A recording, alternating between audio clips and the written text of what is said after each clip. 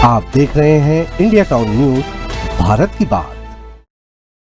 जय जोहार, नमस्कार। आप देख रहे हैं इंडिया टाउन न्यूज और मैं हूं आपके साथ मर्सी। स्वागत है आपका हमारे खास बुलेटिन राजनांदगांव की खबरों में। चलिए बुलेटिन की शुरुआत करने से पहले एक नजर आज की हेडलाइंस पर। कांग्रेस जिला अध्यक्ष गजेंद्र ठाकरे ने पद से दिया इस्तीफा, पत्र में पारिवारिक कारणों का दिया हवाला।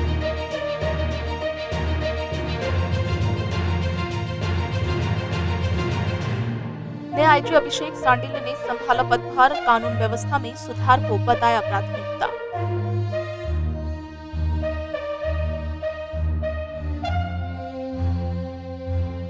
राजनांदगांव को मिला आधुनिक अग्निशमन वाहन, सांसद संतोष पांडे और महापौर मधुसूदन यादव ने किया लोकार्पण।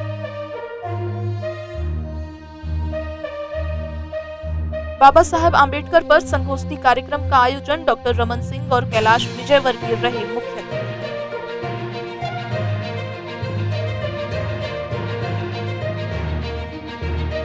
कबीरधाम में पुलिस का विशेष अभियान, चकना सेंटरों पर पुलिस की निगरानी, दुकानदारों को अंतिम चेतावनी।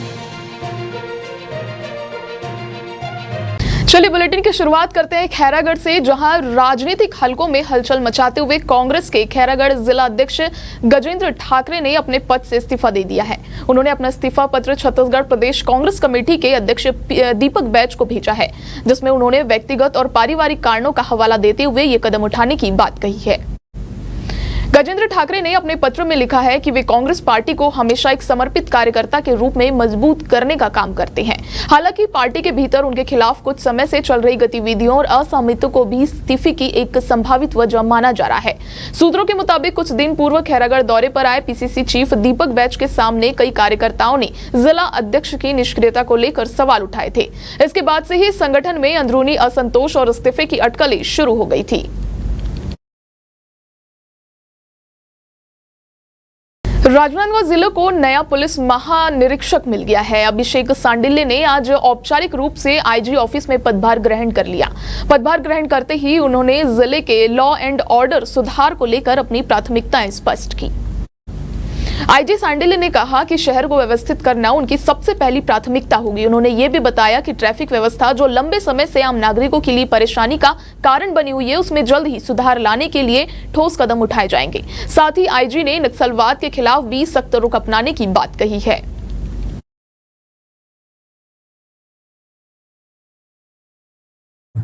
मुझे राजनांदगांव रेंज में सेवा करने का मौका मिला है। मैं सभी से अपील करता हूं कि पुलिस को सहयोग देंगे और हम लोग अपनी क्षमता अनुसार परफॉर्म करेंगे। राजनांदगांव जिले में खासकर आपके क्षेत्र में मानपुर मोहल्ला है, खैरागढ़ है, वहाँ पे नक्सल जो है समाप्ति की ओर है। तो इस पर राज्य शासन में ध्यान केंद्रित किए हुए, अब आप क्या योजना इस पर? अभी तो जस्ट मैं आया हूँ, सभी अधिकारियों से चर्चा करके जो भी बेस्ट होगा हम लोग कोशिश करेंगे करने की।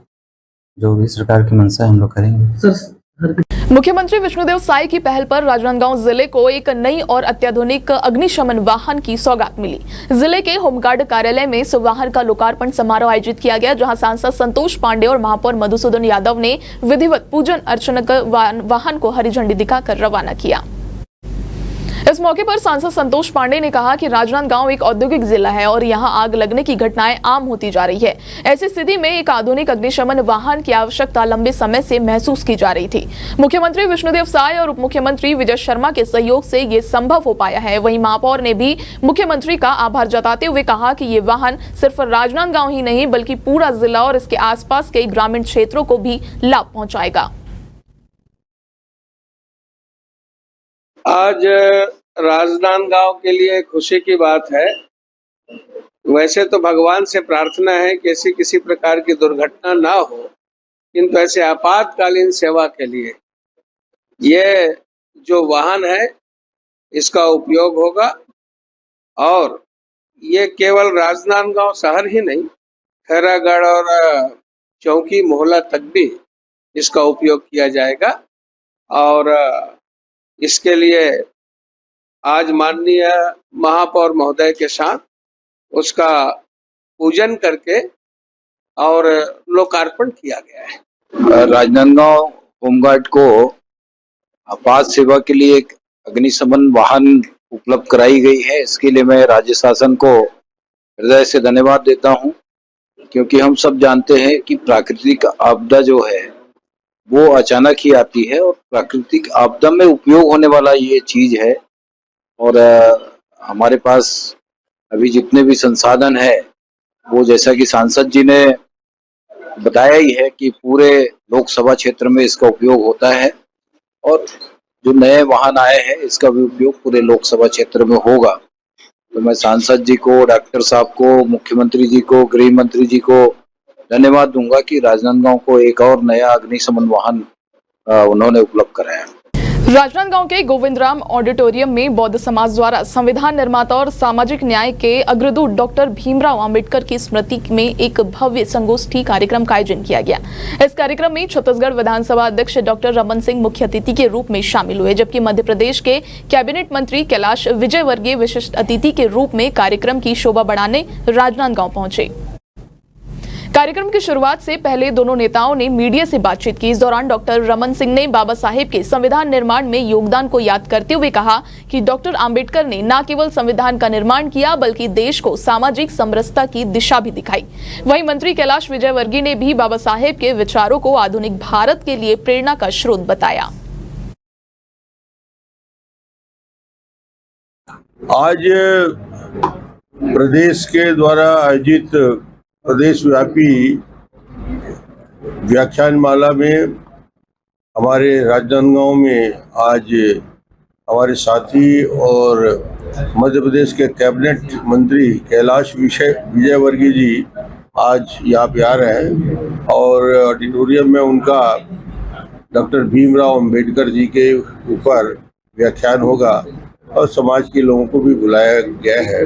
और ये निश्चित रूप से जो व्यक्ति देश और दुनिया को एक नई दिशा दिया, हिंदुस्तान को नया संविधान दिया, स्वाभिमान से जीने का अवसर दिया, ऐसे अंबेडकर जी को हम पूरे देश में याद करते हैं। और माननीय मोदी जी ने अंबेडकर जी की याद को स्थायी करने के लिए न केवल पंच तीर्थ की घोषणा की बल्कि उसके निर्माण के, उसके विकास के लिए सभी तीर्थों को, जो उनके जन्म स्थान से लेकर उनके शौर्य का स्थान रहा, जहाँ उनके नागपुर में जो भूमि रही जहाँ पे लाखों लोगों ने बौद्ध धर्म को स्वीकार किया, ऐसे सभी 5 स्थानों को उनके लिए पंच तीर्थ के रूप में विकसित किए हैं। देखिए, चर्चा डेमोक्रेसी हमारे देश के अंदर, चर्चा हमेशा चलते रहना चाहिए, चाहे अच्छी चर्चा हो चाहे बुरी चर्चा हो। जब उसका समापन होता है तो कुछ निकलता है। देखिए, ये मंथन है और मंथन में जब भी आप अच्छा मंथन होगा तो अच्छा घी निकलेगा।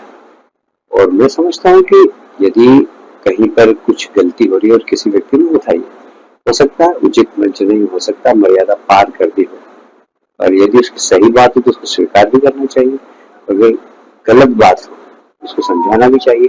ये तो डेमोक्रेसी की खूबसूरती है। वक्त हो चुका है छोटे से ब्रेक का। खबरें और भी है, बने रहिए इंडिया टाउन न्यूज के साथ। अब खबर आपकी उंगलियों पर, हर खबर पर हमारा नजरिया। इंडिया टाउन न्यूज, भारत की बात। कबीरधाम जिले में कानून व्यवस्था को मजबूत बनाए रखने और असामाजिक गतिविधियों पर नकेल कसने के उद्देश्य से पुलिस द्वारा एक विशेष अभियान चलाया गया। रात के अंधेरे में पुलिस टीमों ने सुनसान इलाकों, खाली मैदानों, बगीचों और आउटर कॉलोनियों में दबिश दी। इस क्षेत्रों में अक्सर अवैध गतिविधियों की सूचना मिलती रहती है। अभियान के दौरान कई लोगों को सार्वजनिक स्थानों पर शराब पीते हुए पकड़ा गया। मौके पर ही उन्हें सख्त चेतावनी दी गई और उनकी पहचान की पूरी जानकारी जुटाई गई। अभियान का दूसरा महत्वपूर्ण पहलू था कथाकथित चटना सेंटरों पर कार्रवाई। कई दुकानदार भोजनालय या जनरल स्टोर की आड़ में ग्राहकों को बैठाकर शराब पिलाने की सुविधा दे रहे थे। पुलिस टीमों ने ऐसे प्रतिष्ठानों पर जाकर पूछताछ की और चेतावनी दी। पुलिस अधीक्षक ने कहा कि ये केवल एक दिन का अभियान नहीं है, बल्कि हमारी सतत रणनीति का हिस्सा है। हमारा लक्ष्य एक नशा मुक्त, अपराध मुक्त और सुरक्षित समाज की स्थापना करना है। कबीरधाम जिले के बोडला विकासखंड अंतर्गत ग्राम पंचायत बाघूटोला में इन दिनों खुलेआम तालाब से अवैध मिट्टी खनन का सिलसिला जारी है।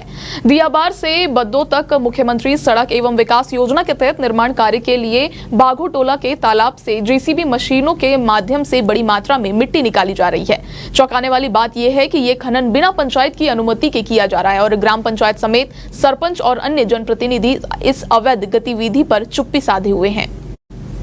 स्थानीय ग्रामीणों का कहना है कि तालाब के समतल क्षेत्र में खदान जैसी गहरी खाइयां खोदी जा रही है, जिससे न केवल जल संचयन क्षमता प्रभावित होगी बल्कि आने वाले समय में पशु पक्षियों और वन्य जीवों के लिए भी यह खतरे का कारण बन सकता है। मानसून के दौरान ये क्षेत्र जलमग्न हो सकता है, जिससे गंभीर हादसों की आशंका है। ग्रामीणों ने आरोप लगाया कि पंचायत प्रतिनिधियों द्वारा जानबूझकर आंखें मूंद ली गई है, जिससे माफियाओं के हौसले बुलंद है। इस पूरे मामले में जिला प्रशासन और खनिज विभाग की चुप्पी भी सवालों के घेरे में है। स्थानीय लोगों ने मांग की है कि इस पर तुरंत संज्ञान लेकर अवैध खनन पर रोक लगाई जाए और दोषियों के खिलाफ सख्त कार्रवाई की जाए।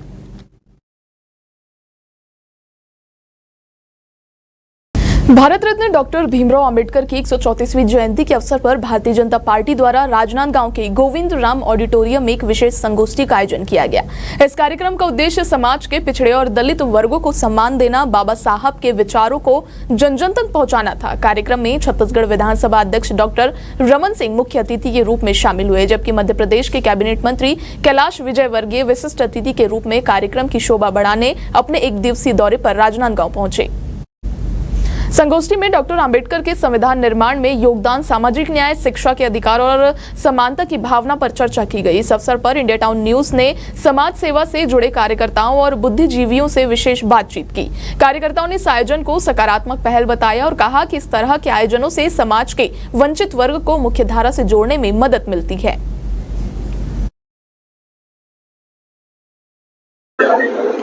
इस कार्यक्रम का मुख्य उद्देश्य डॉक्टर भीमराव अंबेडकर सम्मान सभा, जो इस कार्यक्रम का नाम रखा गया है, उसके ये है कि इसमें जो पिछड़ा वर्ग है, दलित वर्ग से लोग जो आते हैं, उनका सम्मान और उनका मतलब विकास कैसे किया गया है और हो रहा है, उस चीज को यहाँ बताने के लिए भारतीय जनता पार्टी की ओर से कार्यक्रम का आयोजन किया गया है। भीमराव अंबेडकर जी के बारे में अगर कुछ भी बोला जाए या जितना भी बोला जाए इतना कम है उनके बारे में। उनकी जीवनी इतनी व्यापक रूप से है कि कोई समझना भी चाहे तो उसके लिए वो जीवन पूरा कम पड़ेगा। उनका जो हमको देन है, नारी शक्ति, उनका एक लाइन है, टैग लाइन है कि समाज की प्रगति मैं उस महिला की प्रगति से मानता हूँ। जब तक महिला पढ़ी लिखी नहीं है और सशक्त नहीं है, उस समाज की प्रगति बिल्कुल नहीं हो सकती है। ऑडिटोरियम में, राजनांदगांव के ऑडिटोरियम में डॉक्टर बाबा साहब भीमराव अम्बेडकर की 134वीं जन्म जयंती के अवसर पर भारतीय जनता पार्टी के द्वारा एक संगोष्ठी का आयोजन किया गया। इसमें हमारे राष्ट्रीय नेतृत्वकर्ता कैलाश विजयवर्गीय जी, हमारे डॉक्टर साहब रमन सिंह जी और प्रेम प्रकाश पांडे जी, ऐसे बहुत सारे अतिथि आए थे और इस संगोष्ठी में अपने अपने विचारों को बाबा साहब के प्रति रखे और बाबा साहब ने देश कल्याण के लिए जो कार्य किए हैं उनकी बात कही और समाज वाले जो समस्त अनुसूचित जाति वर्ग को दिग्भ्रमित होने से रोकने की बात कही कि कुछ लोग इनकी बातों को दूसरे तरीके से फैलाकर उनके प्रति मानव में वैमनस्यता का भाव पैदा कर रहे हैं, तो इससे रोकने की बात कही गई। और भारतीय जनता पार्टी ने जो पंचतीर्थ के नाम पर जो समाज को एक सौगात दी है, इसके बारे में जानकारी दी गई।